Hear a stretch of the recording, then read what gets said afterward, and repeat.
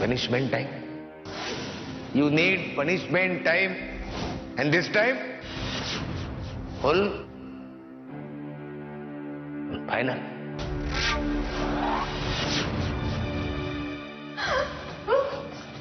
तुम्हारी शरण में तांबड़े बाबा, मेरे बाबा, तांबड़े बाबा.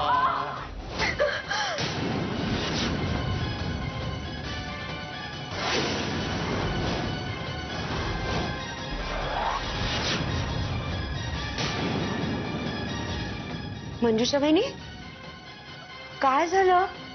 वाईट स्वप्न पडलं का? काही हरकत नाही. म्हणजे असं वाईट स्वप्न पडलं ना की आपल्याच घरात सुद्धा दचकायला होता. आता तर तुम्ही आमच्या घरी आहात ना. अजिबात काळजी करू नका. मी पण रात्री भूताचा सिनेमा वगैरे बघितला ना की असंच होतं मला सकाळी सकाळी. नेत्रा, किती वाजले? 8 वाजले असतील.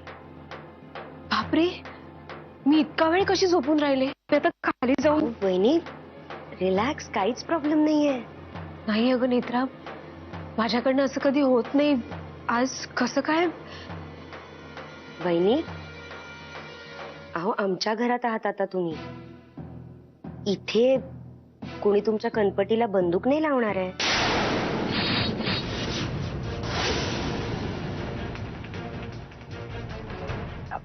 बर वहिनी, मी चहा घेऊन आले होते तुमच्यासाठी. चहा घ्या. हा, नाही म्हणजे कसं आहे, तुम्ही चहा घेतला नाहीत ना तर सासूबाई मला ओरडतील. घरी आलेल्या पाहुण्यांना काय हवं काय नको ते सगळं बघणं ना माझंच काम आहे. दिवसभर कंबर मोडून काम करते मी. आजची सुरुवात तुम्हाला चहा देण्यापासून. प्लीज चहा घ्या. हा, नाही नेत्रा, मी नंतर घेईन अगं. वहिनी, मला खरं तर थोडं बोलायचं होतं तुमच्याशी. बोल ना नेत्रा. नाही म्हणजे कसं आहे, मी तुमच्या घरी येत होते पूर्वी. पूर्वी मी तुमच्या घरी येत होते हे आमच्या घरी कुणाला माहिती नाही. म्हणजे कसं आहे ना, काही गोष्टी आयुष्यात तुम्हाला कराव्या लागतात पण कुणाला सांगता येत नाहीत. तसंच काहीतरी. नेत्रा, मी कोणाला काहीही सांगणार नाहीये. नाही म्हणजे तसं तुम्ही कोणाला काही सांगणार नाही याबद्दल मला खात्री वाटत होतीच. कारण तुम्हाला तर माहिती आहे, मी जे काही केलं ते फक्त दादांच्या धाकामुळे. मला त्यांनी. नेत्रा, माझ्यासाठी हा विषय कायमचा संपलाय.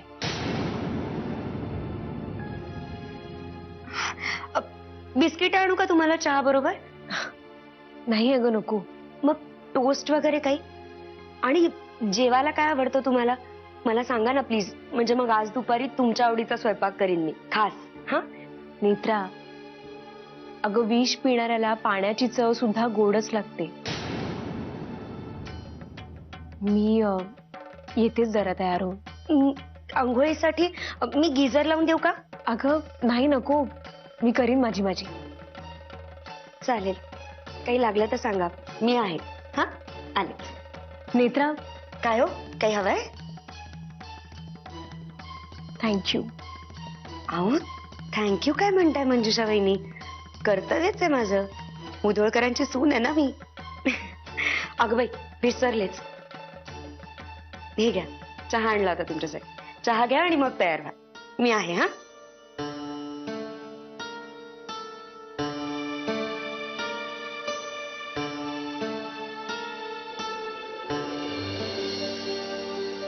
बाबा.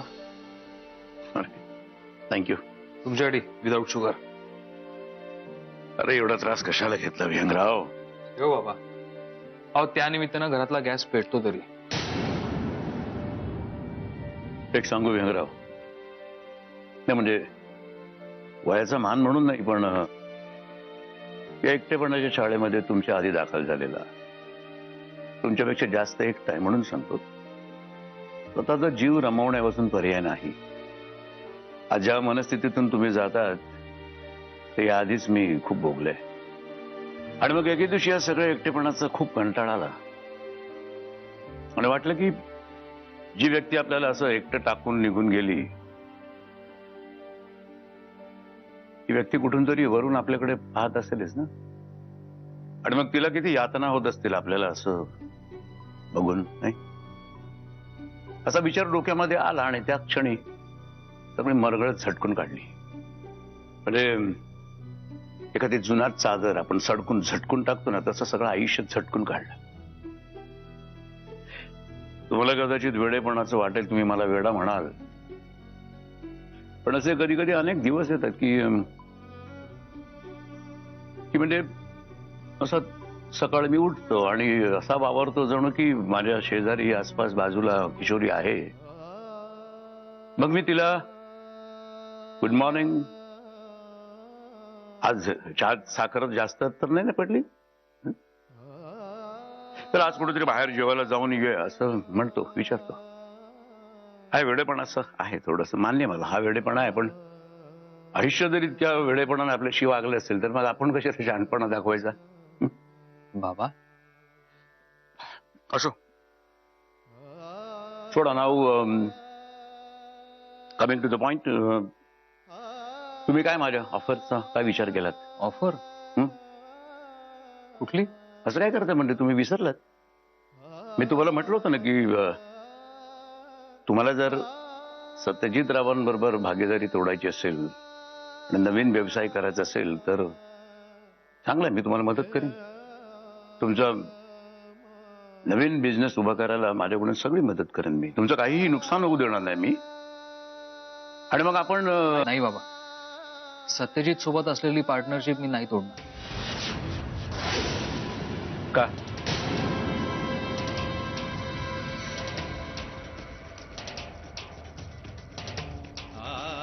आहेत काही कारण.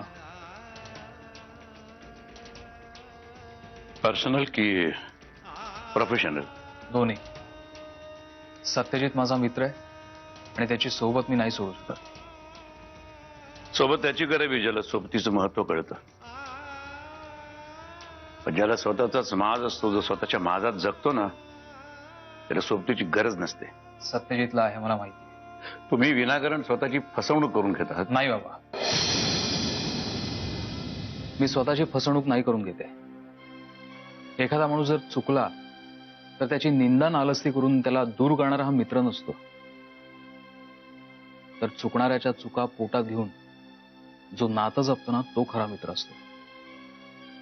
आणि मला खात्री आहे, आज जर सत्यजित माझ्या जागी असता आणि मी सत्यजितच्या जागी असतो तर त्याने सुद्धा हेच केलं असतं. बाबा, तुम्हाला ती गोष्ट माहिती? जंगलात फिरायला गेलेल्या दोन मित्रांची. वाघाची डरकाळी ऐकून एक मित्र घाबरला आणि आपल्या दुसऱ्या मित्राला तसाच सोडून झाडावर जाऊन बसला. मला तो पळपुटा मित्र नाही व्हायचंय. एखादं जनावर आलंच ना तर दोघे मिळून त्याचा सामना करू. आणि मला माहिती आहे, माझा हाच मित्र माझ्यासाठी अशी अनेक जनावरं छातीवर घेईल. त्यामुळे हे वेगळा व्यवसाय वगैरे राहू द्या, पुन्हा नको तो विषय. मंजिरीसारखेच भाबडे आहेत तुम्ही. बाबा, अहो, जगात सगळीच माणसं हुशार असून कसं झाले? आमच्यासारखी काही भाबडी माणसं आहेत ना, म्हणून तर या हुशार माणसांच्या हुशारीला किंमत आहे. चहा फार छान करता तुम्ही. थँक्स. अख्खा स्वयंपाक आहे तुम्हाला. चहा? हो, त्याच मित्रांनी शिकवलाय.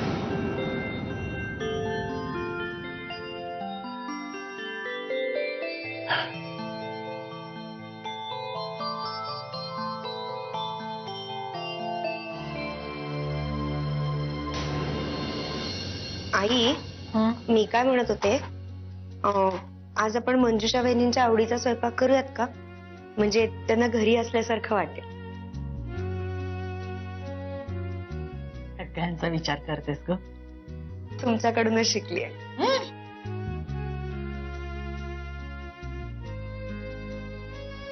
काय गप्पा चालल्या ती सासू सुनेमध्ये? काही नाही आजी, मी आईंना म्हणत होते की आज आपण मंजुषा वहिनींच्या आवडीचा स्वयंपाक करूयात का म्हणून. आज बर, मला महत्वाचं बोलायचं आहे. शाले खास करून तुझ्या बरोबर बोलायचंय बघ. काय हो? पिलूच्या बारशाबद्दल बोलणं झालं सत्यासंग? नाही. आणि तसाही तो हल्ली माझ्यापेक्षा तुमच्याशी जास्त चांगला बोलतो. आता पुन्हा सुरू करू नको तुझं. बोलणं झालं की नाही तेवढंच सांग. छानसं नाव ठेवूया तिचे. सत्यानं बी काहीतरी ठरवलं असेलच की. हो, मी बोलते त्याच्याशी. तू विचारून घे आणि नाही विचारलंस ना तर शेवटी मला विचारावं लागणार, सांगून ठेव. नको, मी बोलते. आणि नेत्रा, बारशाची समधी तयारी तुला करायची आहे. हो आजी. हा. ते आलं चौघांनी. शाले, तुझं बोलणं झालं ना तर काय झालं ते मला सांग नंतर, हा? चल.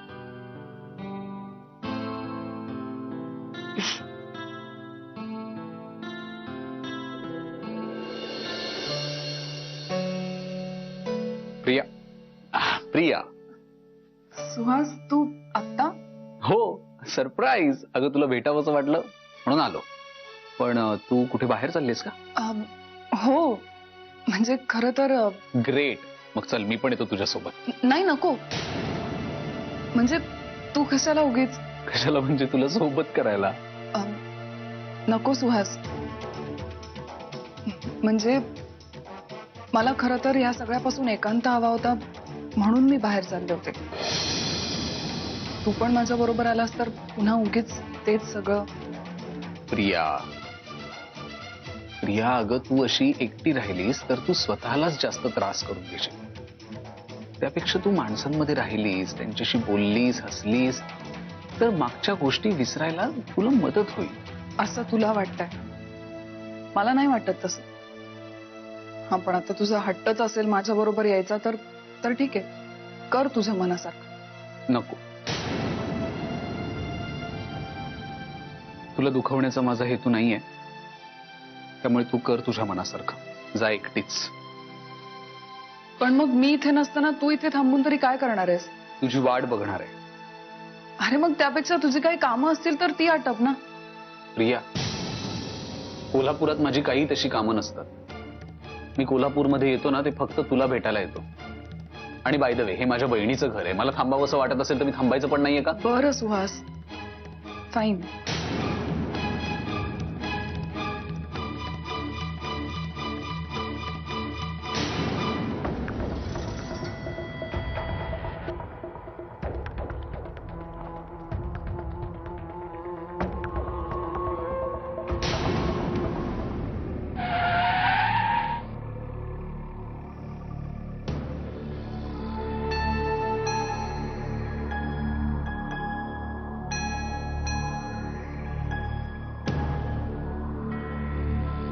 प्रिया, कुठे चाललीस?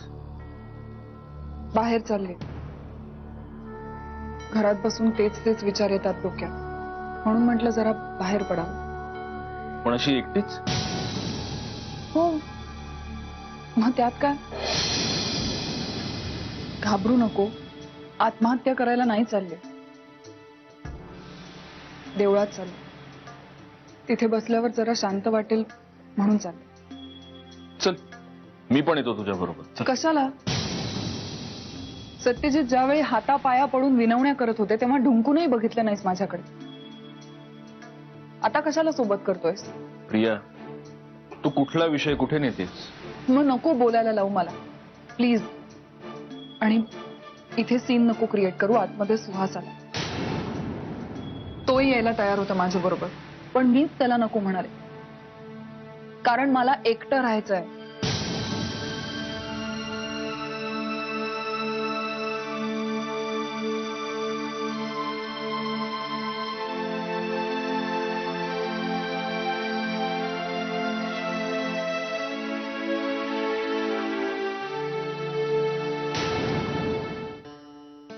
झालं का बोलणं प्रियाशी?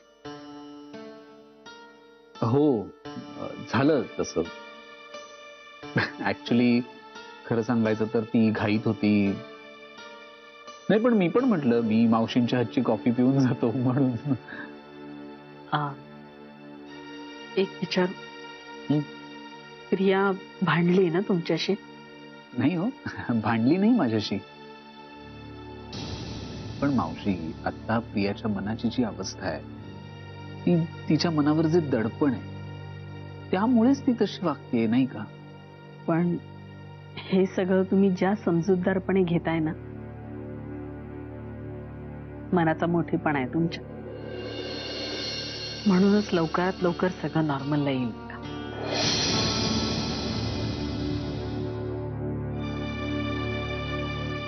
आई बरोबर बोलते सुहास. प्रिया आत्ता मला बाहेर भेटली होती. मला कळतंय तिचं वागणं आता थोडं ॲबनॉर्मल आहे. पण प्लीज तू तिच्यावर चिडू नकोस. नाही भाऊजी, तुम्ही त्या बाबतीत अगदी निश्चिंत राहा. हॅलो. अरे सत्या, मला जरा बोलायचं.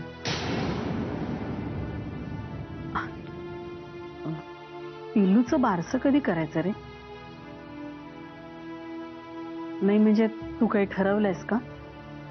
नाही, असं काही ठरवलं नाहीये, पण मी म्हणत होतो की जरा प्रियाला पुन्हा नॉर्मल होऊ दे, मग बघू. भाऊजी, मी जरा बोलू का यामध्ये? घरामध्ये जर उत्साहाचं वातावरण असेल तर प्रियाला त्या सगळ्या गोष्टी विसरायला त्याची मदतच होईल, नाही का? हो, हे लक्षातच आलं नाही माझ्या. मला पटतंय यांचं म्हणणं. बघू. आणि मुलीच्या आईला सुद्धा सांगून बघा.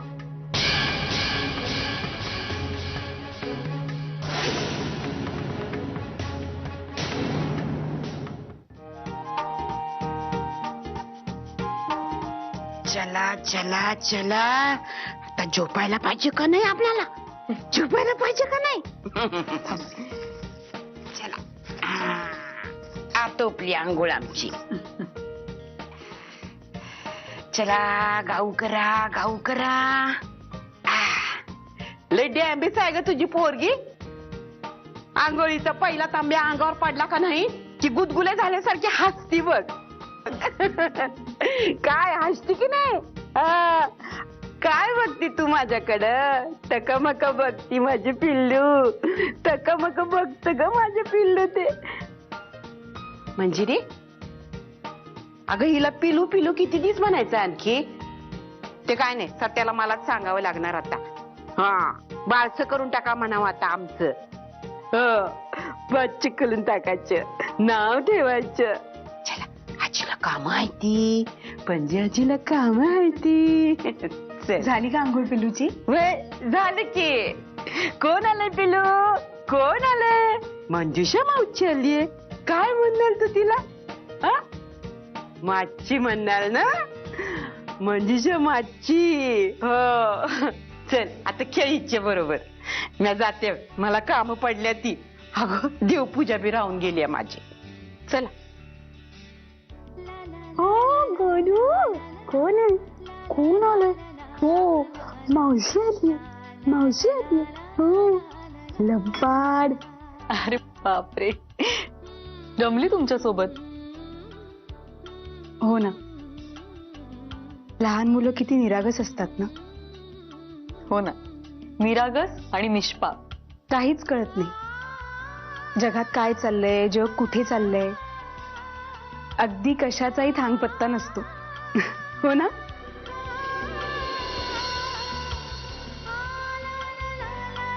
मंजिरी वहिनी, तुम्ही रागावणार नसाल तर एक प्रश्न विचारू? विचारा ना.